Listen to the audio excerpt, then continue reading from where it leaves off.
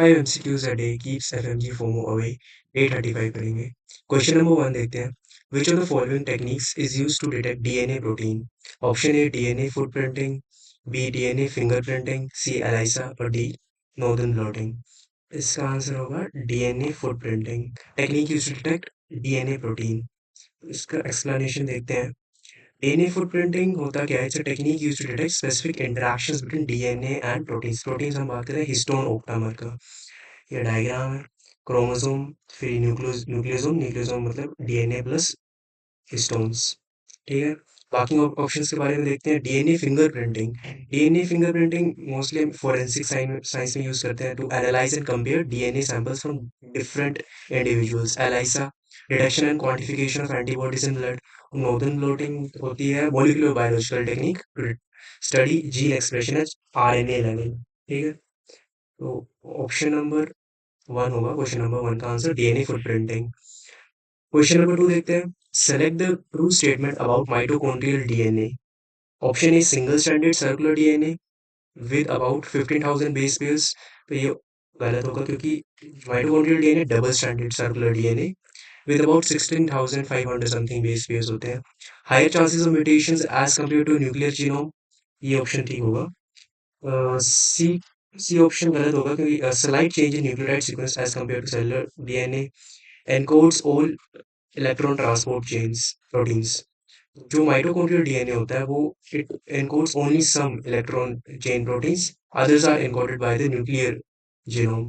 So option number 2 correct होगा. High chances of mutation are expected in the mitochondrial DNA as compared to nuclear genome. Question number 3 देखते हैं. A 65-year-old lady presents with a cerebrovascular accident involving inferior frontal gyrus. Which functional area would be mostly affected? A. Visual, B. Auditory, C. Sensory speech और D. Motor speech. इसका answer होगा motor speech. यहाँ पे question में दिया है there is a injury to the cerebrovascular area involving the inferior frontal gyrus. तो inferior frontal gyrus में अपना ब्रोकास एरिया आया. ये शेडेड पोर्शन है Broca's area. Broca's area is present in the posterior side of the inferior frontal gyrus in the left hemisphere of brain. So it will affect the motor speech area, which is also known as the Broca's area. And inferior frontal gyrus is basically for language processing and speech production. अपनी sensory speech के लिए वर्निकेज area होता है जो कि superior temporal gyrus होता है. ये डायग्राम है ब्रोकाज एरिया और वर्निकेज एरिया. ठीक है.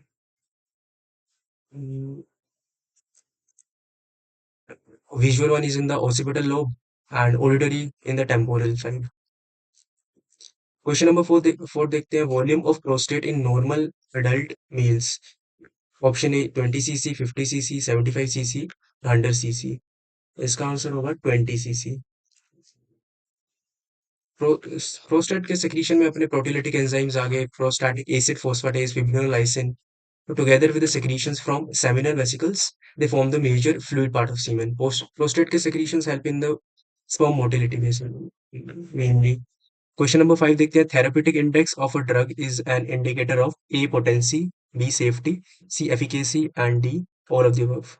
इसका आंसर होगा safety. The therapeutic index of a drug is mainly an indicator of safety. ठीक है. Thank you.